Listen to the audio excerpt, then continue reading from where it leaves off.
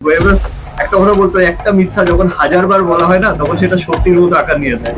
এই ক্ষেত্রেও ঠিক তাই হয়েছে, যে একটা মিথ্যাকে প্রচার এনে এনে সেটাকে সত্যি দেখানো হয়েছে, কিন্তু পাবলিক সেই সত্যিটাকে ভেবে, মিথ্যাটাকেই সত্যি ভেবে যখন পাবলিক ভোট দিয়ে তাদেরকে ক্ষমতায় আনলো, তখন দেখলো যে সেটা কত বড় মিথ্যা। সেইটারই যেটা আউটপুট, সেটা এইটা। এটা একটা হওয়ার মতো বিষয় রয়েছে, যে এটা বিজেপি কোনো কর্মীর কথা বলছি না, এটা বিজেপির নেতা মঞ্চে দাঁড়িয়ে ওপেন পাবলিকলি বলছে। আর এইটা তাও বলে দিচ্ছি, আমি নেতার নাম দেবো না, ঘটনাটা হাওড়া। 16 দিনের বড় যে গোবৎস হয়, তাদেরকে হত্যা করা হতো, হত্যা করে তাদেরকে তার মাংস খেতে দেওয়া হতো ব্রাহ্মণ মুনিঋষিদের। ব্রাহ্মণ মুনিঋষিদেরকে। আচ্ছা, তো বিজেপির হিন্দুত্ব বুঝতে গেলে বইটা পড়তে হবে। আমি বলছি, সবাইকেই বলছি যে বইটা কিনুন এবং পড়ুন, তাহলে বিজেপির হিন্দুত্বের যে বক্তব্য সেটা আপনারা বুঝতে পারবেন। আর কমিউনিস্ট পার্টির যে ধর্মের অন্ধতা বা ধর্ম বিষয় নিয়ে কি বলেছে সেটা যদি বুঝতে হয়, তাহলে আরেকটা বইয়ের কথা বলবো, যেটা যদিও পাওয়া খুব দুষ্কর। ওয়েস্ট বেঙ্গল কমিউনিস্ট পার্টির রাজত্ব ছিল। তাহলে বিহার বর্তমানে ঝাড়খণ্ড, তখন বিহারেরই পার্ট ছিল, এবং উড়িষ্যা, এই তিনটে রাজ্যের কপালে একই জিনিস কেন জুড়ে? সেই কলকারখানা বা সেই ফ্যাক্টরির যে যন্ত্রপাতিগুলো আস্তে আস্তে নষ্ট হয়ে যেতে থাকে, সেগুলোকে কোনো রিপেয়ার বা রিপ্লেসমেন্ট তারা জায়গায় যায় না, কারণ তাদের হাত অলরেডি তখন আরেকটা কারখানা রয়েছে যেখান থেকে তারা প্রোডাকশন পাচ্ছে। কমিউনিস্ট পার্টি আসার পরে যে জমি বন্টনটা শুরু হয়, সেই জমি বন্টনের উপকার তারা সবচেয়ে বেশি পেয়েছে। 1942 সালে হিটলার বলেছিল যে কমিউনিস্টরা ফিনিশ, আর 1944 সালে কমিউনিস্টরা বলেছিল হিটলার ফিনিশ। কোনটা ফ্যাক্ট সেটা সবাই জানে। নমস্কার। এতদিন পর্যন্ত আপনারা যেটা দেখে আসেন, বরাবর যে বড় বড় নেতা মন্ত্রী, বিভিন্ন রাজনৈতিক দলের নেতা মন্ত্রীদের ইন্টারভিউ নেওয়া হয়, আজকে একটু ব্যতিক্রম হবে। আমি একটি রাজনৈতিক দলের কর্মীর ইন্টারভিউ নিচ্ছি। রাজনৈতিক দলের নেতা মন্ত্রীরা যেরকম কর্মীদের উদ্দেশ্যে বার্তা দেন, এখন সময় এসেছে কর্মীরা নেতা মন্ত্রীদের উদ্দেশ্যে বার্তা দেবে। কারণ একটি রাজনৈতিক দল কর্মী এবং নেতা দুজনের সম্মেলনেই তৈরি হয়, দুজনের সম্মিলিত সিদ্ধান্ততেই তৈরি হয় গণতান্ত্রিক দেশে। ভারতবর্ষ স্বৈরতান্ত্রিক নয়, গণতান্ত্রিক। তাই আজকে আমি একজন কর্মীর ইন্টারভিউ নিচ্ছি। আমার পাশে যিনি বসে আছেন, ওনার নাম পিনাকি তরফদার। উনি পশ্চিমবঙ্গের উত্তর 24 পরগনা জেলার বারাসাত শহরে বসবাস করেন এবং দীর্ঘদিন ধরে বামপন্থী রাজনীতির সঙ্গে জড়িত, সক্রিয় বামপন্থী কর্মী। ওনার পরিবার বামপন্থী। ওনার বাবা দীর্ঘদিনের বামপন্থী কর্মী ছিলেন এবং একজন যথেষ্ট নামজাদা ব্যক্তি ছিলেন বারাসাত শহরাঞ্চলে। পিনাকি নিজেও একজন বামপন্থী কর্মী, বুথ লেভেলের কর্মী, এবং ভোটের সময় এজেন্টও হন, বুথের এজেন্ট সিপিএম এর হয়ে। আজকে পিনাকির সঙ্গে আমি কথা বলবো বর্তমান যে নব্য নিযুক্ত বিজেপি সরকার, সেই বিজেপি সরকার মাত্র 2 মাস হলো সরকারে এসছে, কিন্তু একটি ব্যতিক্রমী ঘটনাও ঘটছে যে এর মধ্যেই পাবলিক ক্ষিপ্ত এই নবনিযুক্ত সরকারের বিরুদ্ধেই। সরকার যদিও বলছে, বিজেপি যদিও বলছে যে আমরা জনগণের নির্বাচনে জিতে এসছি, জনগণের ভোটে জিতে এসছি। তাই যদি হয়ে থাকে, তাহলে 2 মাস মাত্র সরকার গঠন হয়েছে, এর মধ্যে কি করে সেই পাবলিক যারা ভোট দিয়ে দিয়েছে তারা এই সরকারের এগেনস্টে ক্ষিপ্ত হয়ে গেল। এবং এই বিজেপি সরকার গঠন হওয়ার পরপরই বিরোধী যে কটি রাজনৈতিক দল আছে, তাদের কর্মীদের বিরুদ্ধে, কর্মীদের নাম করে, সেই দলগুলোর নাম করে, তাদের নীতি আদর্শকে আক্রমণ করে যে ভাষায় আক্রমণ করছে, সোশ্যাল মিডিয়াতে গিয়ে, কমেন্ট বক্সে গিয়ে তাদের বাবা মা তুলে যেভাবে আক্রমণ করছে, এটা একেবারেই গণতন্ত্রের বিরুদ্ধ। এটা আমাদের রাজ্যের কোনোদিন সংস্কৃতি ছিল না। এরা দীর্ঘদিন ধরে বামপন্থী রাজনীতি করে এসছে। সেই সময় কংগ্রেসে ছিল বিরোধী, তৃণমূল কংগ্রেস ছিল বিরোধী, তখনও এরকম দেখা যায়নি। তৃণমূল কংগ্রেস বিগত 15 বছর রাজত্ব করে এসছে, এরাও ছিল সেই সময় বিরোধী আসনে। যদিও সংখ্যায় বলে শূন্য, কিন্তু শূন্য কোনোদিন আইডিওলজি হয় না, আইডিওলজি কোনোদিন শূন্য হতে পারে না। সুতরাং যদি আইডিওলজি শূন্যই হয়ে যায়, তাহলে এত এত বামপন্থী কর্মী কিছুদিন আগেই ধর্মতলায় কোত্থেকে চলে এলো। ডিওয়াইএফআই এটি বামপন্থী রাজনৈতিক দল, ঠিক আছে? তো আজকে আমার কথা বেশি নয়, এই বামপন্থী কর্মী পিনাকি তরফদার, তার কাছে আমি কিছু প্রশ্ন রাখবো বামপন্থী রাজনীতি সম্পর্কে এবং অন্যান্য রাজনৈতিক দল সম্পর্কে তার মন্তব্য এবং ব্যাখ্যা, এবং দলের কর্মীদের উদ্দেশ্যে, নেতার উদ্দেশ্যেও তার বক্তব্য আমরা জানবো। আচ্ছা পিনাকি, দীর্ঘদিন ধরে তুমি বামপন্থী রাজনীতির সঙ্গে জড়িত। বর্তমানে বিজেপি সরকার, সদ্য নিযুক্ত বিজেপি সরকার, তা সবে 2 মাস হলো। এটা একটা ব্যতিক্রমী ঘটনা। আজ পর্যন্ত কখনো এরকম দেখা যায়নি সিপিএম আমলে এবং তৃণমূল আমলে, যে 2 মাসের মধ্যে পাবলিক এই নবনিযুক্ত সরকারের বিরুদ্ধে খেপে উঠেছে। তোমার কি মনে হয় কেন এরকম হচ্ছে? দেখো, একটা কথা আমি বলতে পারি, এটা মানে ইতিহাস তো সবসময় নিজেকে রিপিট করতে থাকে, এটাও সেরকম একটা রিপিটেশন। আমাদের দেশে এই জিনিসটা প্রথম হলেও, হ্যাঁ বলবো আমাদের দেশে, গোটা দেশে এই জিনিসটা প্রথম হয়েছে, তবে এইটা ইতিহাসে প্রথম নয়। এর আগেও জার্মানিতে যখন হিটলার মানে বিপুল সংখ্যাগরিষ্ঠতা নিয়ে ভোটে জিতে এসেছিল, সেই সময়ও এই জিনিসটা হয়ে গেছিল যে একসময় পাবলিক ছিল হিটলারের জন্য পাগল, এখন হিটলারের নাম পর্যন্ত নেওয়া হয় না ওখানে। এটা একটা বৈশিষ্ট্য ভেবে দেখা উচিত, এটা সবাইকে ভেবে দেখা উচিত। আর হিটলারের যে রাজনৈতিক যে মতাদর্শ বা হিটলারের যে রাজনৈতিক ক্যারিয়ার, হিটলারও কিন্তু ভোটে জিতেই এসেছিল, তারপরে কিন্তু হিটলার হয়েছে। ঠিক আছে, মানে যে হিটলারকে আমরা চিনি সেই হিটলার হয়েছে। হিটলারের যে ভোটের যে প্রচারক ছিল তার নাম ছিল গোয়েবেলস। গোয়েবেলসের একটা কথা আমি বারবার করে বলে আছি, সবসময় এই কথাটা বলি যে গোয়েবেলস একটা কথা বলতো, একটা মিথ্যা যখন 1000বার বলা হয় না, তখন সেটা সত্যির মতো আকার নিয়ে নেয়।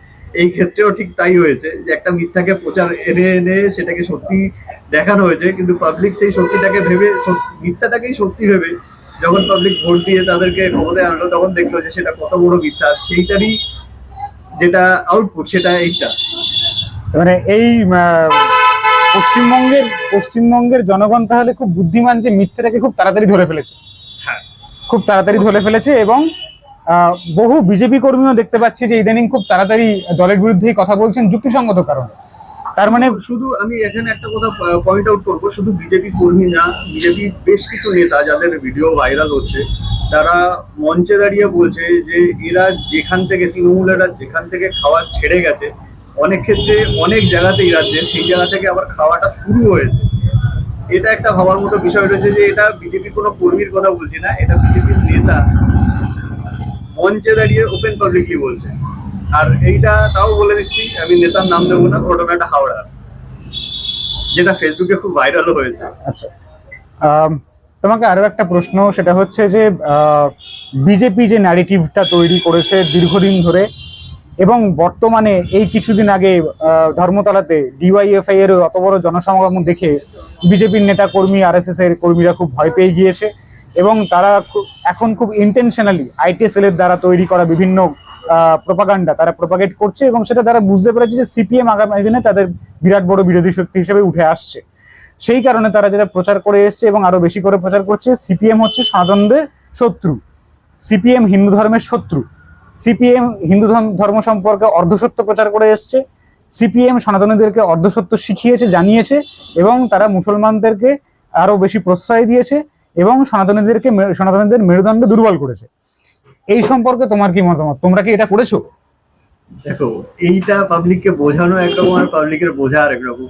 ওরা যেটা বলছে সেটা ওদের দিক থেকে বলছে, পাবলিক যেটা বুঝছে সেটা পাবলিক নিজের দিক থেকে বুঝছে, কিন্তু পাবলিক সত্যটাও দেখতে পায়। এটা 34 বছরে বামফ্রন্টের সময় কতগুলো দাঙ্গা হয়েছিল, আর সেই দাঙ্গার আউটপুট কি ছিল, আর সেই সময় আমাদের তৎকালীন মুখ্যমন্ত্রী কি বলেছিল, এটা সবাই। হ্যাঁ, আমার মনে আছে যে উনি বলেছিলেন যে সরকার যদি চায় তবেই দাঙ্গা হবে, সরকার যদি চায় তবেই দাঙ্গা হতে পারে। আরেকটা কথা উনি বলেছিলেন যে যারা দাঙ্গা করতে আসে তাদের সোজা মাথায় গুলি করো, হাতে কি পতাকা রয়েছে দেখো না। তাহলে তুমি কি বলতে চাইছো, মানে তোমার কাছে আরো স্পেসিফিক্যালি জানতে চাইছি, তোমরা কি সত্যি হিন্দু ধর্মের শত্রু? মানে তোমরা হিন্দু ধর্মের কতটা ক্ষতি করেছো? তুমি নিরপেক্ষ একজন, তুমি একজন হিন্দু, তুমি সনাতনী, একদম ঠিক আছে। তো সেই ক্ষেত্রে তুমি সনাতনী হিসাবে, নিরপেক্ষ হিসাবে, তুমি এখন বামপন্থী কর্মী হিসেবে নয়, তুমি থার্ড পার্টি হিসেবে তোমার পার্টিকে অবজার্ভ করে তুমি দীর্ঘদিন ধরে বামপন্থী রাজনীতি করো, তুমি কতটা বুঝতে পারছো তোমরা কতটা ক্ষতি করেছো হিন্দু ধর্মে? বামফ্রন্ট কোনোদিন এটা বলেনি যে তোমরা ধর্ম পালন করো না, কারণ আমাদের এমনও নেতা রয়েছে যাদের বাড়িতে রীতিমতো নিয়ম করে কালী পুজো হতো, আর উনি ওই দিনকে সত্যি খুব ব্যস্ত থাকতেন। আর এমন অবশ্যই আছে যে উনি নাম করেই বলছি, আমাদের সুভাষ চক্রবর্তী, আমাদের প্রাক্তন নেতা বিধায়ক, আর উনার বাড়িতেই রীতিমতো কালী পুজো হতো। আর ইভেন আমাদের পার্টির সব লিডার, স্থানীয় যারা ছিলেন বা যারা আমাদের কর্মী ছিল, তারা আশেপাশে যারা কর্মী ছিল, তারা সবাই যেতাম আর ভোগ খেয়ে এসেছি, ইভেন আমিও গেছি। হ্যাঁ, এক্ষেত্রে তোমাদের নেতাদের একটা ন্যারেটিভ ছিল যে আমি তো করি না, আমার বউ করে তাই ভোগ খাই। ভোগ খাওয়ার মধ্যে তো কোনো বিষয় নয়, এটাও কথা না। কমিউনিস্ট পার্টিতে কোথাও কোনোদিন বলা হয়নি যে তুমি ধর্ম পালন করো না। জেনারেলি আমরা যারা কমিউনিস্ট পার্টি হই, আমরা ধর্ম বিরোধী হই না। আমরা ধর্ম জিনিসটাকে যারা মানতে যায় মানুষ, আমার দিক থেকে ধর্মের কোনো জায়গা নেই, কারণ সবার প্রথমে মানুষ সত্য। তার উপরে নাই। এই কথাটাই আমি বারবার করে বলি। আমি নিজে বাড়িতে, আমার বাড়িতে নিয়ম করে শাস্ত্র পাঠ হতো। ইভেন আমার বাড়িতে সব ধর্মেরই শাস্ত্রের বই আছে, এবং আমি নিজে পড়ি এবং আমার সন্তানদেরকেও পড়াই। তো তাহলে কিভাবে বলবো যে আমরা ধর্ম বিরোধী?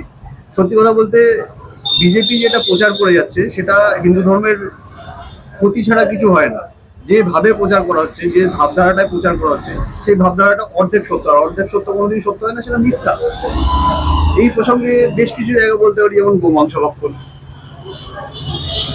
হ্যাঁ, এই প্রসঙ্গে তোমাকে একটা কথা জিজ্ঞেস করার আছে, যেটা আমারও ভীষণভাবে খারাপ লেগেছিল, যে মাননীয় বিকাশ রঞ্জন ভট্টাচার্য মহাশয়, কলকাতা কর্পোরেশনের প্রাক্তন মেয়র এবং বিজেপির একজন দুর্দণ্ডপ্রিয় নেতা, এবং তার সঙ্গে সঙ্গে একজন খুব নামজাদা উকিল, যিনি বহু ক্ষেত্রেই বহুবার সাধারণ গরিবগুরু মানুষের সপক্ষে সওয়াল করেছেন এবং তাদের অধিকার রিস্টোর করিয়েছেন।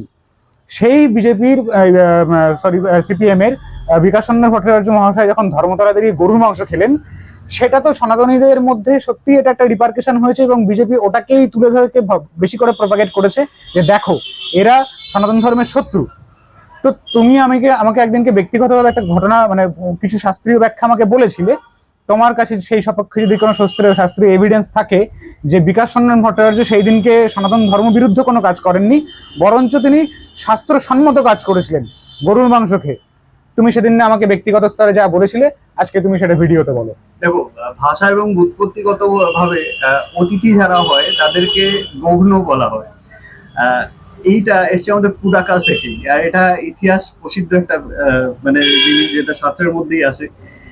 শাস্ত্র থেকেই বলছি যে পুরাকালে অতিথি বলতে প্রধানত আসতো যে যারা গুরুদেব বা ঋষিমুনি জাতীয় স্থানীয় যেসব মানুষ ব্যক্তিরা, তারাই অতিথি হিসাবে বাড়িতে আসতো, গৃহস্থ বাড়িতে আসতো এবং আপ্যায়িত হতো। তাদের জন্য 16 দিনের বড় যে গোবৎস হয় তাদেরকে হত্যা করা হতো, হত্যা করে তাদেরকে তার মাংস খেতে দেওয়া হতো ব্রাহ্মণ মুনি ঋষিদেরকে। আচ্ছা, এটা শুধু আমি কেন, আরো অনেক জায়গাতে যে কেউ খুঁজে দেখতে পারে, ইন্টারনেটে পেয়ে যাবে। এটা বানানো কোনো জিনিস নয়। তো এই গো হনন করা হতো, যারা অতিথি তাদের জন্য গো হনন করা হতো বলে তাদেরকে গগ্ন বলা হয়।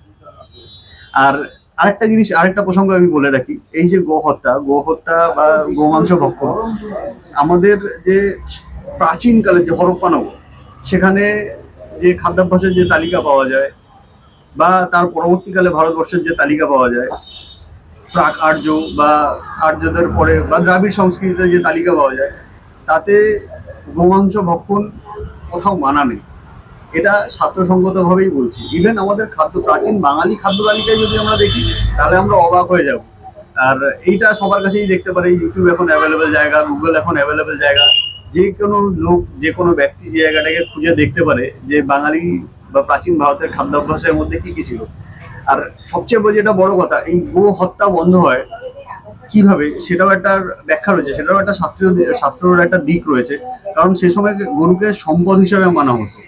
এবার এই 16 দিনের বড় যে গোহত্যা করা হতো, তাতে গরুর সংখ্যা কমতে থাকে। গরুকে যেহেতু সম্পদ হিসেবে কাউন্ট করা হতো, এই গো সম্পদ কমে যাওয়া যাতে বন্ধ হয়, সেই কারণে গোহত্যা বন্ধ করতে বলা হয়। এটা করেছিলেন কৌটিল্য বা চাণক্যের অস্ত্রশাস্ত্রে প্রথম গরুকে সম্পদ হিসেবে আখ্যায়িত করা হয়, এবং এইটাকে গোহত্যা করতে মানা করা হয়। সেই সময় যেটা মূল ছিল যে, মানে আমাদের দেশে যিনি রাজা ছিলেন অশোক, উনি বৌদ্ধ ধর্মের রাজা ছিলেন। মূলত উনি বুদ্ধিস্ট হয়ে যান এবং বুদ্ধ ধর্মের পৃষ্ঠপোষক ছিলেন। ওনার সময় থেকে কিন্তু এই গোহত্যাটা বন্ধ হয়। এর সঙ্গে হিন্দুত্বের কোনো সম্পর্ক নেই, যেমন গরু খাওয়ার সঙ্গে ইসলামের কোনো সম্পর্ক নেই। তার মানে গরু খাওয়ার সঙ্গে ইসলামের কোনো সম্পর্ক নেই প্র্যাকটিক্যালি, কারণ মিডল ইস্টে যে সময় ইসলাম ধর্ম ওঠে, সেই সময় মিডল ইস্টে ঘাসও জন্মাতো না যে গরুতে এসে খাবে। তো তুমি যেটা বলতে চাইছো যে শাস্ত্র আমাদের নাকি বলছে যে গরুর মাংস খাওয়াটা সনাতন ধর্ম শাস্ত্রে শাস্ত্রের বিরুদ্ধে কোনো কাজ নয়, বরঞ্চ তুমি বলছো যে শাস্ত্র এই মান্যতা দেওয়া আছে যে গরুর মাংস হিন্দু ব্রাহ্মণরাও খেতে পারেন। নিশ্চয়ই। আচ্ছা, কারণ এই প্রসঙ্গে আরেকটা জিনিস আমি বলবো, কারণ এর আগে যে গোমেধ যজ্ঞ করা হতো, গোমেধ যজ্ঞ বা অশ্বমেধ যজ্ঞ, এইখানে মেধ জিনিসটা আছে কিন্তু মেধা থেকে নয়, মেধ জিনিসটা আছে মেধ থেকে, মানে যেটাকে চর্বি হিসাবে বলা হয়। আহুতি হিসাবে সেই চর্বিটা দেওয়া হতো বলেই সেখানে গোমেদ বা অশ্বমেধ যজ্ঞ হিসাবে বলা হয় ওটাকে। আচ্ছা, আরো একটা তোমার কাছে প্রশ্ন থাকবে, সেটা হচ্ছে যে গো মাতা, বিজেপি যেটা প্রচার করে থাকে, সনাতন ধর্ম সনাতনীদের মধ্যে যেটা প্রচার করে এসছে যে গো মাতা আমাদের পূজনীয়, এবং এমনভাবেই এটা প্রপাগেট করা হয়েছে অ্যাক্রস ইন্ডিয়া এবং সনাতনীদের মধ্যে যে গো মাতা হচ্ছে মানুষের মাতা। আমরা এটা ভেবেই ফেলেছি যে গো মাতা হচ্ছে মানুষের মাতা। না, এটা শাস্ত্রসম্মত ব্যাপার না। আমারও ব্যক্তিগতভাবে যতটা পড়াশোনা এবং জানা, যে গো মাতা মানুষের মাতা নয়, গো মাতা গোকুলের মাতা, যিনি সমুদ্র মন্থনের মধ্যে দিয়ে উঠে এসেছিলেন, যার নাম সুরভি, তিনি গোকুলের মাতা। তো সেই ক্ষেত্রে তিনি মানুষের মাতা নন। ফলত যে প্রপাগেটটা করা হয়েছে সেটা সম্পূর্ণ মিথ্যে প্রপাগান্ডা। সিপিএম সত্য অর্ধসত্য বললেও আমার এই ক্ষেত্রে মনে হয়েছে বিজেপি এটা এক্ষেত্রে পুরো মিথ্যে কথা বলেছে। গোমাতা মানুষের মাতা নয়, তিনি গোকুলের মাতা এবং তার নাম সুরভি। এবং সেই ক্ষেত্রে আমরা এটা মাথার মধ্যে ভরে নিয়ে যেটা করেছি এবং অতিরিক্ত করে ফেলেছি, যে আসামেও দেখেছি যে একজন সাংবাদিক গরু গোবর পাউরুটিতে মাখিয়ে খাচ্ছেন, এই সমস্ত কাণ্ড অব্দিও পৌঁছেছে। এবং আমার একটা ক্ষেত্রে খানিকটা মনে হয়েছে যে এখন বর্তমান বিজেপি ঠিক ওই মুসলমান মৌলবাদী সংগঠন, এক্সট্রিমিস্ট সে সংগঠন জামায়াতে ইসলামী, তেহরিকে তালিবান, তারা যেভাবে আপামর মুসলিম সমাজকে একটা ধর্মান্ধতার জায়গায় নিয়ে চলে গিয়েছে, এবং যে ধর্মান্ধতার জায়গায় নিয়ে গেলেই একটা মানুষকে দিয়ে টেরোরিজম করানো যায়, বর্তমান বিজেপি সরকারের গতি প্রকৃতি অনেকটা ওই রকম দিকেই যাচ্ছে, যে যুক্তিহীন, শাস্ত্র বিরুদ্ধ এবং শাস্ত্র থেকে বহু দূরে চলে গেছে সনাতনীরা।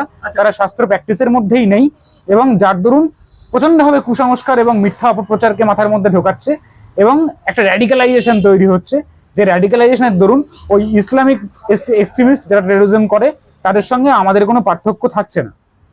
তোমার কি এরকম কিছু মনে হচ্ছে, সিপিএম কর্মী হিসেবে বাদ দিয়ে সাধারণ সনাতনী হিসেবে? এটা তো একটা সাধারণ ঘটনা।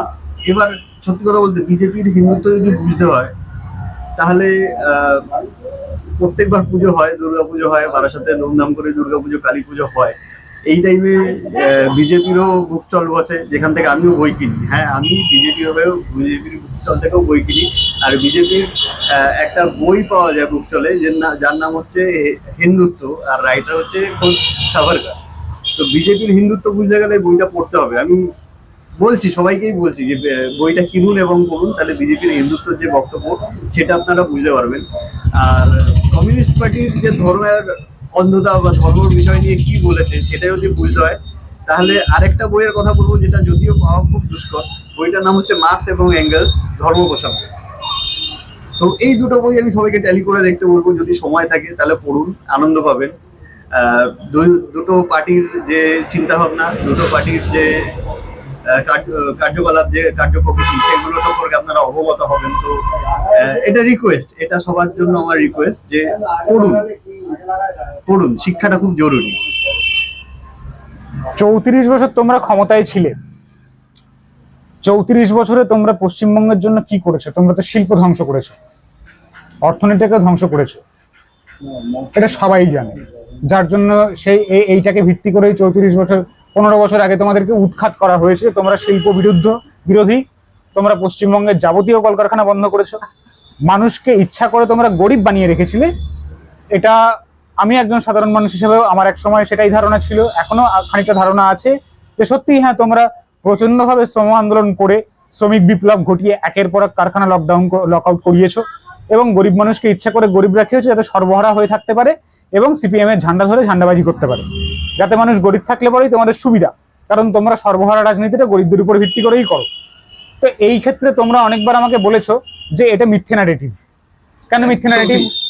একদমই, সেটা যদি পারো ব্যাখ্যা দাও। বিষয় হচ্ছে, তাহলে ওয়েস্ট বেঙ্গল কমিউনিস্ট পার্টির রাজত্ব ছিল, তাহলে বিহার বর্তমানে ঝাড়খণ্ড, তখন বিহারেরই পার্ট ছিল, এবং উড়িষ্যা, এই তিনটে রাজ্যের কপালে একই জিনিস কেন জুটলো? এর কারণ বুঝতে গেলে একটা জিনিস দেখতে হবে। 1951 সালের একটা সেন্ট্রাল গভর্নমেন্ট থেকে একটা নীতি নেওয়া হয়েছিল, যেখানে বলা হয়েছিল যে মূল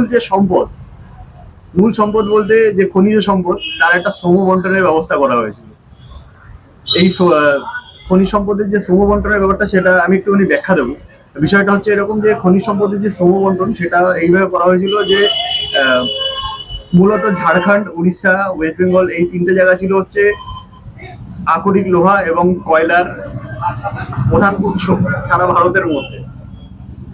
কিন্তু এখন দেখলে দেখা যায় যে এই তিনটে রাজ্যের মধ্যেই শিল্প নেই। বিহারের লোকেরা তখন ওয়েস্ট বেঙ্গলে এসে কাজ করতো, ওয়েস্ট বেঙ্গলের লোকেরা ঝাড়খণ্ডে বা বিহারে গিয়ে কাজ করতো, যে কারণে প্রচুর বিহারে ঝাড়খণ্ডে প্রচুর বাঙালি এখনো পাওয়া যায় যে তারা অ্যানসেস্টরিতে তাদের বাঙালি। এর রিজন গুলো হচ্ছে এটাই যে তখন আমাদের এই জায়গাটার ছিল হচ্ছে সবচেয়ে বেশি হচ্ছে শিল্প সম্পন্ন জায়গা, আর ভারতবর্ষের গোটা শিল্পের 70% আসতো এখান থেকে। হঠাৎ করে এই একটা নীতির ফলে কি হলো, সেই সময় নীতিটা এরকম ছিল যে ভারতবর্ষের প্রত্যেকটা জায়গায় একই দামে কয়লা, আকরিক কয়লা এবং র কয়লা এবং আকরিক লোহা পৌঁছে দেওয়া হবে, আর যে রাস্তার যে কস্ট সেটা বেয়ার করবে সরকার স্বয়ং নিজে। এটা তখন কংগ্রেস গভর্নমেন্ট, ওয়েস্ট বেঙ্গলে তখন লেফটিস্ট গভর্নমেন্ট। উড়িষ্যা আর ঝাড়খণ্ডেও ঝাড়খণ্ডেও সে সময় কংগ্রেসই গভর্নমেন্ট ছিল। কিন্তু এর যে ফসল হয়েছিল সেই ফসলটা হয়েছিল যে যখন পুঁজিপতি যারা থাকে, যারা শিল্পের যারা মালিক থাকে বা শিল্প কারখানার যারা মালিক থাকে, তারা যেটা করেছিল যে তাদের শিল্প কারখানাগুলো বিভিন্ন জায়গায় তাদের বাড়ির কাছাকাছি বা তাদের অ্যানসেস্টরি জায়গার কাছাকাছি তাদের সেই শিল্প কারখানাগুলোকে এস্টাবলিশমেন্ট দেয়। যার ফলে হয়ে যায় কি, ওয়েস্ট বেঙ্গলে বা বিহার বা ঝাড়খণ্ড বা উড়িষ্যাতে যে শিল্প কারখানাগুলো ছিল সেইগুলোকে আর তারা ডেভেলপমেন্টের দিকে নিয়ে যায় না। মানে তাদের যে প্রোডাকশন, সেই প্রোডাকশনটা সেই পুরনো কলকারখানা যতটা প্রোডাকশন করতে পারে সেই প্রোডাকশন, তারপর যখন সেই কলকারখানা বা সেই ফ্যাক্টরির যে যন্ত্রপাতিগুলো আস্তে আস্তে নষ্ট হয়ে যেতে থাকে, সেগুলোকে কোনো রিপেয়ার বা রিপ্লেসমেন্ট তারা জায়গায় যায় না, কারণ তাদের হাতে অলরেডি তখন আরেকটা কারখানা রয়েছে যেখান থেকে তারা প্রোডাকশন পাচ্ছে। তাই তারা আস্তে আস্তে সেই জিনিসগুলোকে ঠিক করে ফেলে। থাকলো আন্দোলনের বিষয়টা, তো হ্যাঁ অবশ্যই কমিউনিস্ট পার্টি আন্দোলন করেছিল, এই বিষয়টা নিয়ে আন্দোলন করেছিল যে 8 ঘন্টা রাখতে হবে শ্রমের পরিমাণ, কারণ সে সময় কোনো শ্রমের পরিমাণ ছিল না, এক্সট্রা টাইম ওভার টাইমের জন্য কোনো পয়সা ছিল না, কোনো ফিক্স স্যালারি ছিল।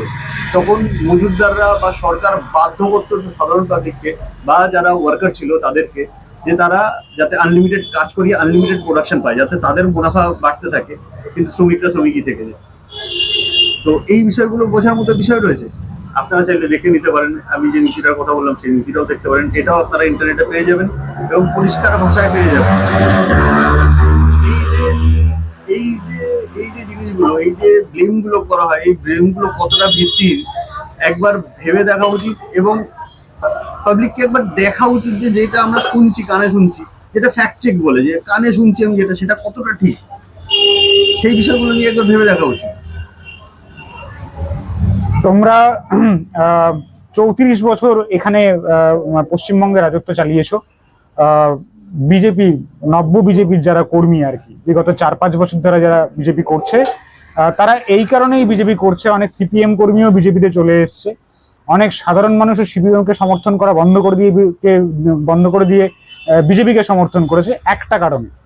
সেটা হচ্ছে যে উদ্বাস্তু সমস্যা। পশ্চিমবঙ্গের 65% পপুলেশন প্রায় বলতে গেলে উদ্বাস্তু, তাদের বংশ উদ্বাস্তু। পশ্চিমবঙ্গে এদেশীয় মানুষের সংখ্যা খুবই কম। তো সেই ক্ষেত্রে এই উদ্বাস্তু জনগণের বর্তমান প্রজন্ম যারা নব্য বিজেপি হয়েছে আর কি, তারা বলে যে সিপিএম উদ্বাস্তুদের বিরুদ্ধে এবং এই সিপিএম এর জন্যই সনাতনীরা বিপদগ্রস্ত হয়েছে এবং এই বিজেপি না থাকলে পরে সনাতন ধর্ম সিকিওর হবে না।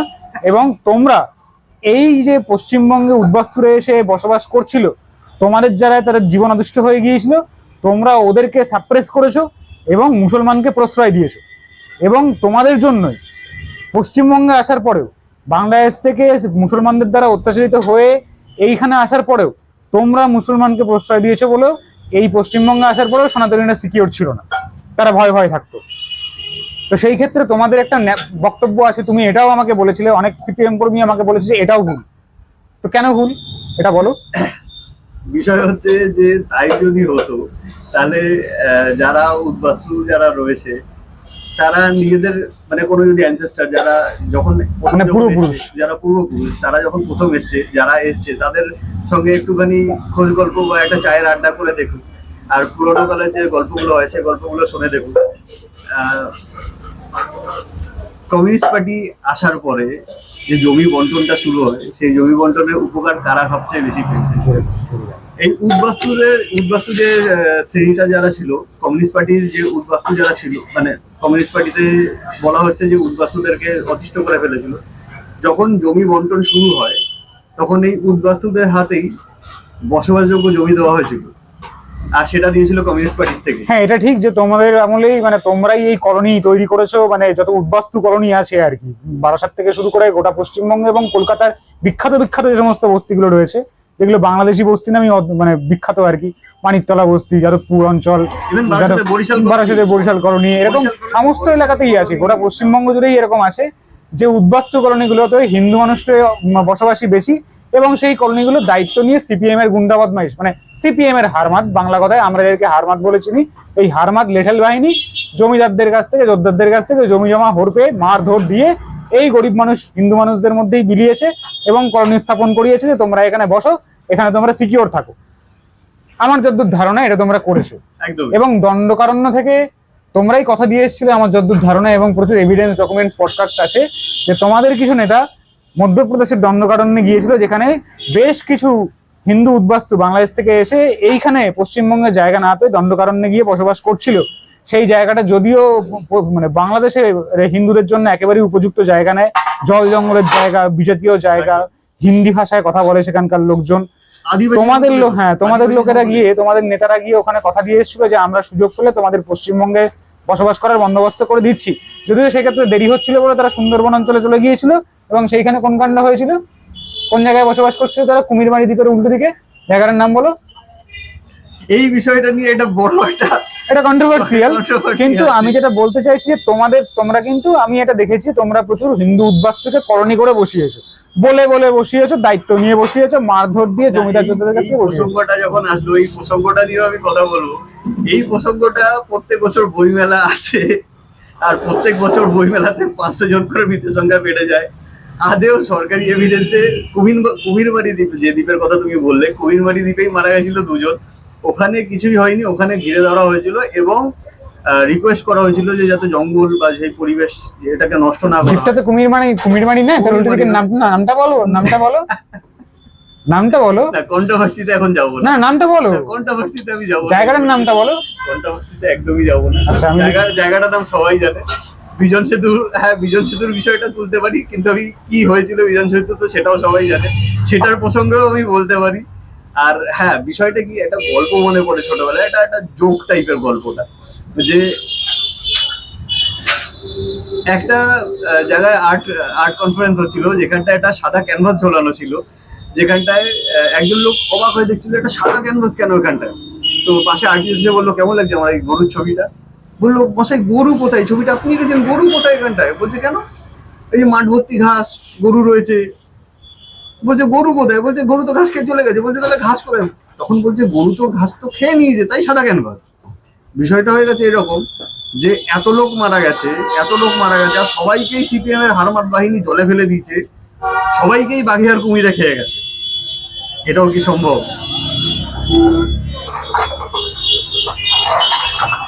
তো শেষ তোমাকে যে প্রশ্নটা, সেটা হচ্ছে যে বর্তমান পরিস্থিতি অনুযায়ী বিগত 15 বছরে ধীরে ধীরে সিপিএম শূন্য হয়ে গিয়েছে বিধানসভাতে, এবং লোকসভা, পঞ্চায়েত, পৌরসভাগুলোতেও সিপিএম প্রায় শূন্যই হয়ে গিয়েছে।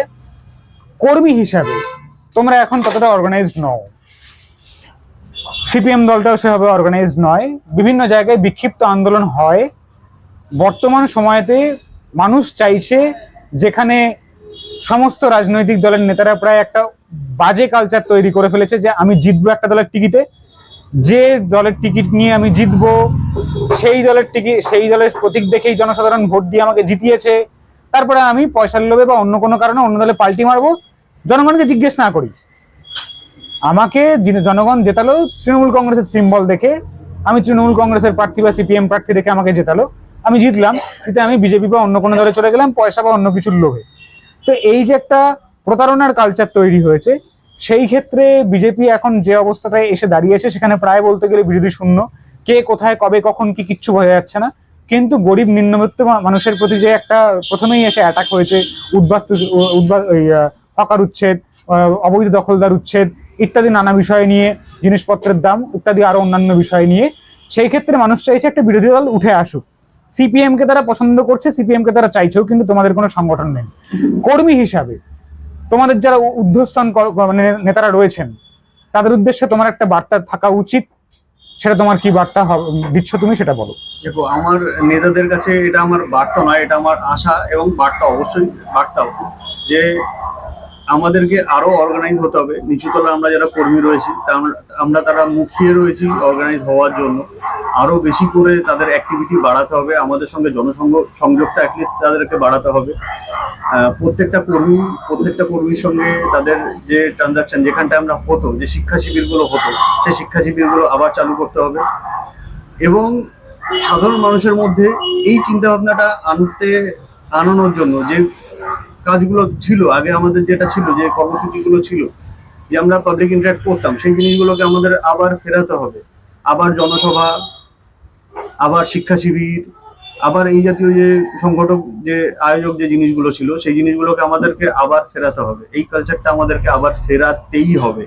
এটা আমার নেতাদের কাছে একটা প্রার্থনা এবং আশা, এবং এটা আমার বার্তাও, যে প্লিজ এগিয়ে আসুন, আমরা আছি আপনাদের সঙ্গে, এখনো আছি। আর থাকলো যে শূন্য হয়ে যাওয়া আদর্শ, যেমন প্রথমেই বলা হয়েছে, আদর্শ কোনোদিন শূন্য হয় না, আদর্শ কোনোদিন মারা যায় না, আদর্শ হস্তান্তর হয়। এটা বরাবরই তাই হয়েছে। একটা সময় হিটলারের কথা দিয়ে শুরু করেছিলাম, হিটলারের কথা দিয়ে আমি শেষের দিকে যাব, যে 1942 সালে হিটলার বলেছিল যে কমিউনিস্টরা ফিনিশ, আর 1944 সালে কমিউনিস্টরা বলেছিল হিটলার ফিনিশ। কোনটা ফ্যাক্ট সেটা সবাই জানে, ইতিহাস আজকে কোন দিকে রয়েছে সবাই জানে।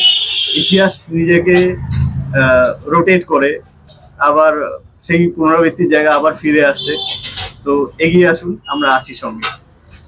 কর্মী হিসাবে যে জনগণ তোমাদের মুখের দিকে বর্তমানে তাকিয়ে আছে, তাদের পাশে তোমরা দাঁড়াবে এই আশায়, সেই জনগণের উদ্দেশ্যে কর্মী হিসাবে তোমার কি বার্তা?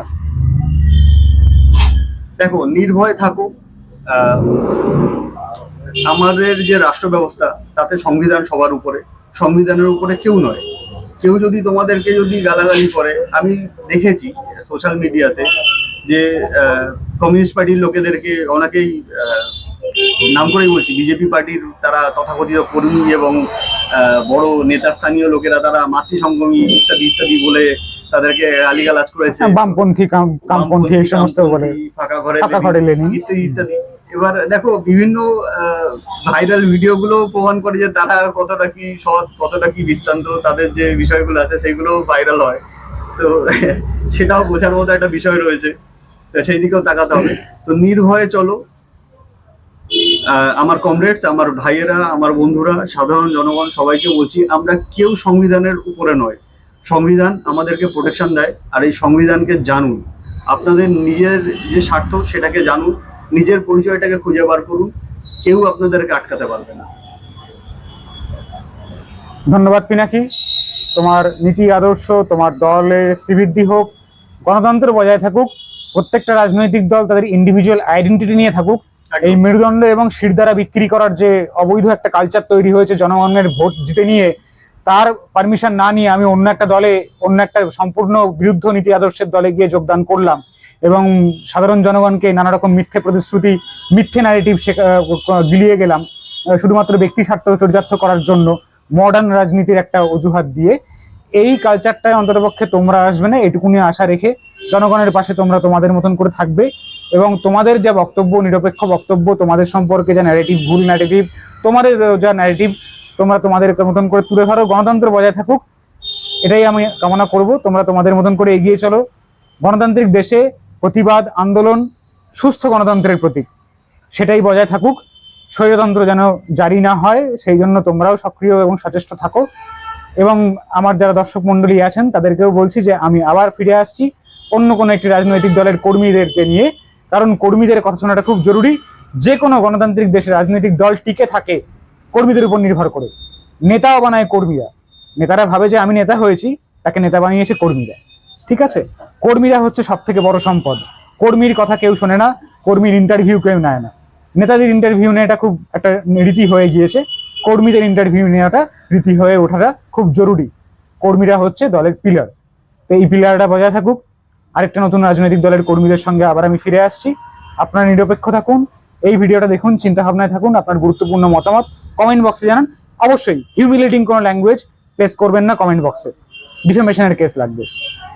নমস্কার, ভালো থাকবেন।